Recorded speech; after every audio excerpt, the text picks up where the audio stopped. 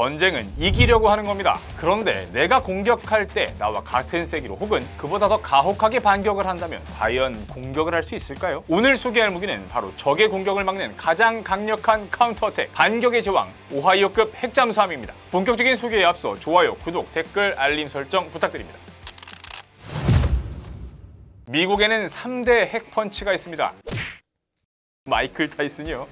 아닙니다. 진짜 핵펀치를 말하는 건데요. 바로 미 공군의 전략 폭격기와 대륙간 탄도미사일 그리고 전략 핵잠수함입니다. 말이 좋아 핵 억제력이지 사실 선제적으로 쓰면 가장 강력한 공격 수단이죠. 하지만 이 셋 중에 핵 억제력이라는 말에 가장 적합한 무기는 바로 전략 핵잠수함입니다. 항구를 떠난 전략 핵잠수함은 물속으로 들어가면 정확한 위치를 탐지하기 어렵습니다. 때문에 언제 어디서 미사일을 발사할지 정확하게 예측할 수가 없죠. 그래서 적이 만약 핵 공격을 감행한다고 해도 전략 핵잠수함은 살아남을 수 있고 또 공격당한 사실을 알게 되면 즉시 적이 모르는 지점에서 핵 보복 공격을 할 수 있어서 존재 자체만으로도 함부로 공격할 수 없게 만들 수 있습니다. 미국의 목적은 바로 여기에 있었습니다. 확실한 억제를 위한 최고의 공격력을 갖추기 위해 오랫동안 잠항해야 했고 또 핵 투발을 위해 미사일을 탑재할 수 있어야 했죠. 그래서 1954년 세계 최초의 핵 추진 잠수함 SSN-571 노틸러스함이 탄생합니다. 잠항거리에 제한이 없는 이 3,000톤급 잠수함은 엄청난 발전량 덕분에 전기 걱정 없이 항해했고 승조원들은 이전 잠수함과 비교할 수 없는 환경에서 임무를 수행할 수 있었죠.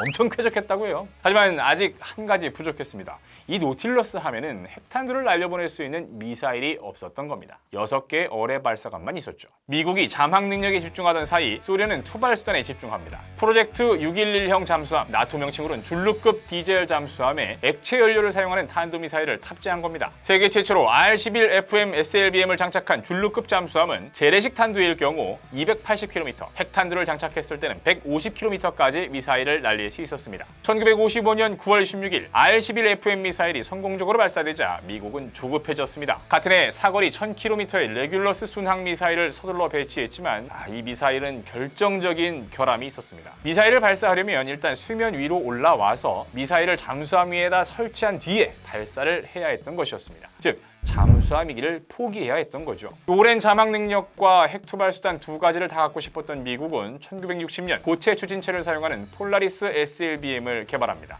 그리고 6,000톤급 핵 추진 잠수함 조지 워싱턴함을 건조해서 600kT 핵탄두를 장착한 폴라리스 미사일 16발을 장착했죠. 미국은 이제야 안심했습니다. 1960년대 서둘러 40여 척의 전략 핵 잠수함을 배치하고 소련을 본격 견제했죠. 그런데 뭔가 좀 쓰다 보니까 좀 아쉬웠습니다. 이 폴라리스 SLBM의 사거리는 초기에는 2200km, 폴라리스 A3에 이르러서는 4600km까지 날아갈 수 있었지만 소련의 주요 표적을 공격하기 위해서는 어쩔 수 없이 소련 근처 해안까지 접근해야 됐기 때문이죠. 또다시 생존성 문제에 봉착하게 된 겁니다. 결국 미 해군은 1976년부터 트라이던트 SLBM을 탑재하기 위해 성능이 월등하게 향상된 오하이오급 전략 핵잠수함 건조를 시작합니다. 그렇게 1981년 100kT의 위력을 갖는 탄두를 8개나 싣고 7,400km 이상을 날아갈 수 있는 트라이던트 SLBM을 24발 탑재할 수 있는 오하이오 전략 핵잠수함이 탄생합니다. 오하이오급 핵추진 잠수함은 길이 170m, 폭 13m, 수상 배수량 16,764톤, 수중 배수량 18,750톤에 달하는 엄청난 크기를 자랑합니다. 우리나라 3,000톤급 잠수함이 83.3m인 것에 비하면 길이가 2배 이상입니다. GES-8G 원자로로 45MW의 추진용 전기터빈 2개를 돌립니다. 잠항기간은 제한이 없습니다. 다만 잠수함을 운영하는 160명 정도의 승조원을 위해서 한 번 작전에 나서면 90여일을 수중에서 지냅니다. 식량도 제보급 받아야 하고 웬만하면 좀 사람이 땅도 좀 밟고 살아야 되지 않겠습니까? 수중에서 상대방을 탐지할 수 있는 소나 체계는 다른 공격 잠수함에 비해 좀 단순한 편입니다. AN/BQQ-10 수동 소나와 TB-29A 예인 소나, BQY-19 능동 항법 소나, BQY-13 능동 소나, BQY-15 기사소나를 탑재합니다. 이게 되게 말이 되게 어려운데 자 봅시다. 수동 소나는요 가만히 있는 거예요. 가만히 있다 보면 어디선가 소리가 들려. 띵. 그러면 그걸로 적의 위치를. 이게 수동 소나예요. 그냥 듣고만 있는 거. 능동 항법 소나는 내가 가야 되는데 가다가 막 물속이니까 부딪힐 수 있잖아요. 해저 지형을 파악하는 거예요. 또 능동 소나는 적이 어디 있는지 적극적으로 찾는 거야. 그래서 음파를 쏴요. 쏘면 이게 쭉 갔다가 뭔가 물체가 있으면 띵 맞고 튕겨 나오잖아요. 그걸 가지고 적의 위치를 파악할 수 있는 거죠.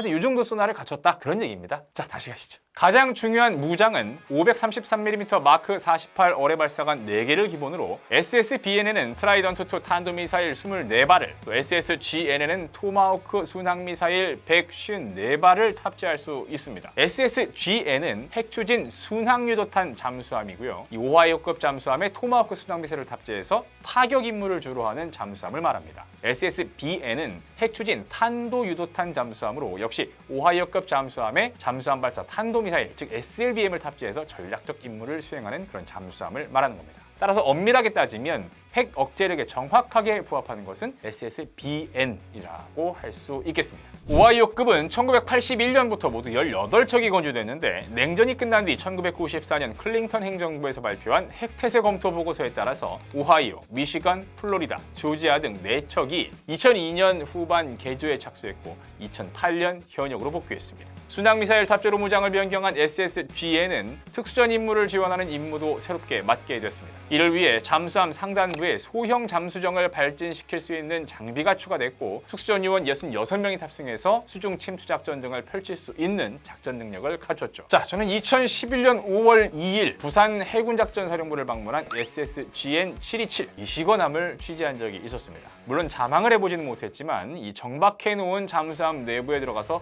곳곳을 살펴볼 수 있는 기회가 있었는데요. 잠수함 내부는 4층이었고 그중 주로 무장을 보관하는 맨 아래층을 제외하고 다른 3개 층을 좀 둘러봤습니다. 잠수함 승조원의 침실은 우리 군 수상함 승조원 침실만큼 여유가 있었고요. 작전을 지휘하는 전투 통제실에 들어가서 토마호크 미사일을 발사하려면 수중 몇 미터까지 부상해야 합니까? 라고 물어봤다가 설명을 하던 미 해군 장교에게 눈총을 맞기도 했습니다. 자, 제가 받은 느낌은 그냥 창문이 없는 이지스함 정도였습니다. 단지 그 전력이 물 속으로 다니면서 유사시 핵미사일이나 토마호크 미사일을 쏠 수 있었다는 것이 달랐던 거죠. 오하이오급 잠수함은 또 한 번의 변화를 꾀하고 있습니다. 지난 2020년 미 군사전문지 네이벌 뉴스에 따르면 미 정부는 오하이오급 SSGN에 새로운 극초음속 무기를 배치할 것이라고 밝혔습니다. 해군 전략 시스템 프로그램 책임자인 조니 울프 중장은 2025년까지 극초음속 공격 무기를 갖게 될 것이라고 말했습니다. 22개의 수직 발사관이 있고 현재는 1개의 발사관에 7발의 토마호크가 실리지만 극초음속 미사일을 탑재하면 발사관당 2~3개가 들어갈 것으로 추정했습니다. 그러면 최소 44발이나 66발의 극초음속 미사일을 탑재한다는 소리입니다.